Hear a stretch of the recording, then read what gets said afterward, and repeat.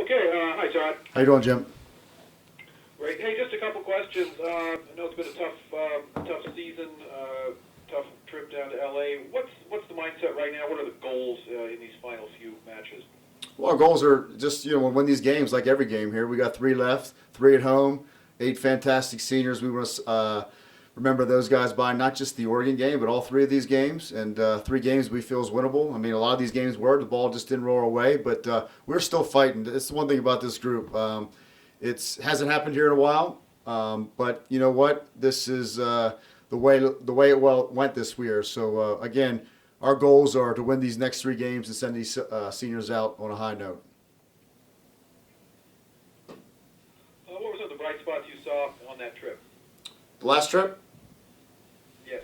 Well, we'll work our way backwards first. UCLA, top 10 team in the country. It's 1-1 in the 70-some minute. We did everything to stay in the game, and then she had a heck of a shot in the 80th minute there to beat us. I mean, what's bright? That team's full of national team players. We don't have one on our team. It's not an excuse. It's the reality. So our kids are fighting. We're in every game. We kept control. We outshot them. I know that's, it's been our thing all fall is out shooting teams. But when you're younger up front, a little more inexperienced, that's going to happen as far as your execution and your final pass or your final shot. USC game, we missed 2 or 3 sitters to start the game again. And, when you have a veteran team like USC with seniors that have been on our full national team and throughout the programs, they're going to finish, and we didn't. So we got caught chasing the game there and couldn't rebound. And then UCLA game, I honestly thought we were going to send that thing to overtime, but it just didn't work out that way. I think that's all I have. Appreciate it. Coach, now you look forward to the last 3 games at home. You start with Oregon State on Thursday. What do you know about the Beavers? Well, they're fighting to stay alive too, like we are. I mean, everybody is here at the bottom of the Pac-12 right now. They're a great team, well coached. They've been in a ton of games as well. They're going to create a lot of different problems. They're a feisty group like we are. They're very good in the air, and it'll be a good game. I mean, they want to send out their group too on the right note, even though they're going to be away these next 2 games. So they'll definitely be ready and prepared, and we'll have a plan as well. And then following that, Sunday home matchup against the Ducks of Oregon. Yeah, Oregon's really turned it around this year. Cat's done a great job with those guys, and they found some new life these last 2 games. They've had a hard schedule to start, as we all have, and they got some results the last 2. So they got some momentum on their side, and they'll pose a different type of game for us than Oregon State, and that'll be our senior day, and it'll be another great game in the Pac-12, and I'm sure both games will be right down the wire as they all been. You mentioned it will be senior day. Cougs are going to recognize 8 seniors playing one of their last home games there.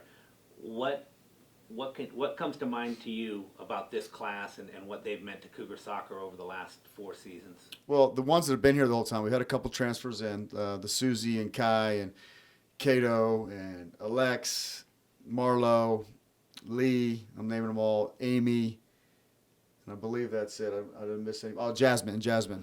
They've all, most of them have been here their whole career. So they've been in the NCAA tournament. They've been used to that. So it's different for them, and it's hard for them right now. And though anything's still possible out there, you'd have to win these 3 games. The reality is it's going to be tough to move on. But there's still a little bit of hope. You never know what things happen. And they're very positive. They're very mature. 3 of those young ladies are captains. They want to go out on the right note.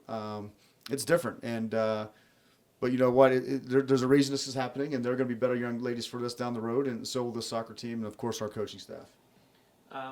What have they done, though, accomplishment-wise, and being able to continue looking forward? I mean, their maturity, their leadership, how have that impacted the team?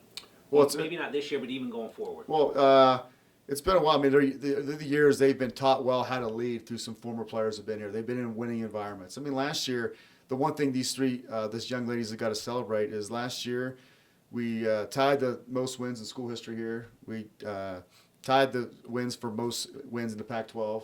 We had the most road wins ever in school history. There was a lot to celebrate last year. Unfortunately, it's not going that way. It's the complete opposite this year.